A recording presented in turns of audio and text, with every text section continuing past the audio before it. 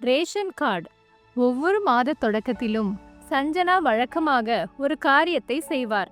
குழந்தைகளை பள்ளிக்கு அனுப்பிவிட்டு தனது ஸ்கூட்டரை எடுத்துக்கொண்டு ரேஷன் கார்டு அரசு நியாய விலை கடைக்கு செல்வார்.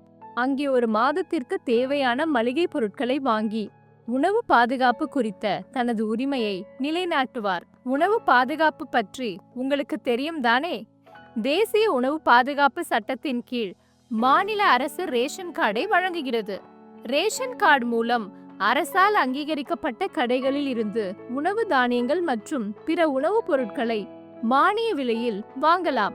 ரேஷன் கார்டு ஒரு முக்கியமான ஆவணமாகும். இது உணவு பாதுகாப்பிற்கு உதவும். மேலும் இது இந்திய குடிமக்களுக்கு செல்லுபடியாகும் அடையாள சான்றாகவும் உள்ளது. ரேஷன் கார்டு பல சிறப்பு மானிய திட்டங்களின் கீழ் பலன்களை பெறவும் உதவுகிறது. அரசு சுகாதார திட்டமான ஆயுஷ் திட்டத்தை பெறவும் இது தேவைப்படுகிறது. உங்களிடம் ரேஷன் கார்டு இல்லை என்றால் அதை எப்படி பெறுவது என்று இங்கே பார்க்கலாம்.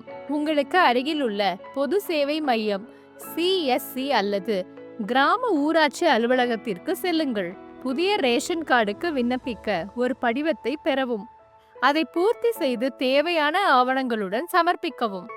ஒவ்வொரு குடும்ப உறுப்பினரின் புகைப்படத்தையும் சமர்ப்பிக்கவும். நீங்கள் நகரத்தில் வசித்தால் நீங்கள் படிவத்தை பூர்த்தி செய்து உணவு வழங்கல் துறையில் சமர்ப்பிக்க வேண்டும். தேவையான அனைத்து ஆவணங்களையும் கவனமாக இணைக்கவும்.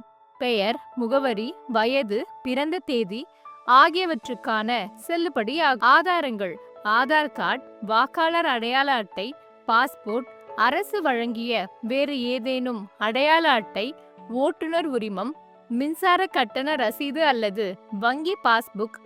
தேவைப்பட்டால் வருமான சான்றிதழை இணைக்கவும்.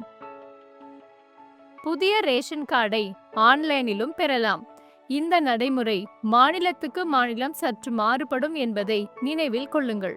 அதிகாரப்பூர்வ வலைத்தளத்தை www.nfsa.gov.in திறந்து நீங்கள் வசிக்கும் மாநிலத்தை தேர்ந்தெடுக்கவும்.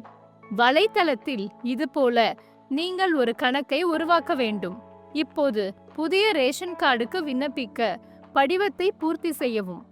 ஆதாரமாக தேவையான ஆவணங்களை பதிவேற்றவும். விண்ணப்பத்தை சமர்ப்பிக்கவும். இந்த செயல்முறைக்கு ஒரு சிறிய கட்டணம் உண்டு.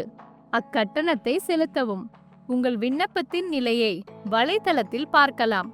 ரேஷன் கார்டு தயாராக குறைந்தபட்சம் 1 மாதம் ஆகும். ரேஷன் கார்டு பெறுவதற்கான தகுதி நிலை குறித்து தெரிந்து கொள்ளுங்கள். இந்திய குடிமக்கள் மட்டுமே ரேஷன் கார்டு பெற விண்ணப்பிக்க முடியும். ரேஷன் கார்டு குடும்ப தலைவரின் பெயரில் வழங்கப்படும். ஒரு பெண் தனது பெயரில் ரேஷன் கார்டை பெறலாம். அதற்கு அவர் குடும்பத்தில் தலைமை தாங்கும் நபராக இருக்க வேண்டும். அதோடு அவருக்கு 18 வயது அல்லது அதற்கு மேல் இருக்க வேண்டும். குடும்ப உறுப்பினர்கள் அனைவரின் பெயரையும் ரேஷன் கார்டில் சேர்க்கலாம். விண்ணப்பதாரர் ஏற்கனவே வேறு எந்த மாநிலத்திலும் ரேஷன் கார்டு வைத்திருக்க கூடாது. அதாவது ஒரு நபருக்கு ஒரே ஒரு மாநிலத்தை சேர்ந்த ஒரு ரேஷன் கார்டு மட்டுமே இருக்க முடியும். குடும்பத்தில் பிறப்பு அல்லது திருமணத்தின் காரணமாக புதிய உறுப்பினர்கள் சேர்க்கப்படலாம். புதிய உறுப்பினர்களின் பெயர்களையும் ரேஷன் கார்டில் சேர்த்து கொள்ளலாம். இதை ஆன்லைன் மற்றும் ஆஃப்லைன் இரண்டின் மூலமாகவும் செய்யலாம். குடும்ப வருமானத்தை பொறுத்து ரேஷன் கார்டுகள் வெவ்வேறு வண்ணங்களில் இருக்கும். அந்தியோதயா அன்ன யோஜனா ஏழைகளுக்கான உணவு திட்டம் கார்டு சிவப்பு அல்லது ஆரஞ்சு நிறத்தில் இருக்கும். வறுமை கோட்டுக்கு கீழ் BPL உள்ளோருக்கான ரேஷன் கார்டு மஞ்சள் அல்லது இளஞ்சிவப்பு நிறத்தில் இருக்கும். வறுமை கோட்டுக்கு மேல் APL உள்ளோருக்கான கார்டு வெள்ளை அல்லது நீல நிறத்தில் இருக்கும்.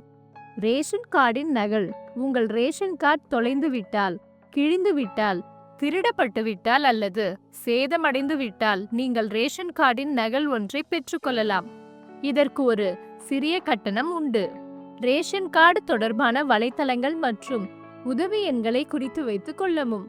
1967 அல்லது 144445 அல்லது 18001802 ஒவ்வொரு மாநிலத்திற்கும் சொந்தமாக இலவச அழைப்பு எண் உள்ளது. அதன் மூலம் நீங்கள் தேவையான தகவல்களை பெறலாம்.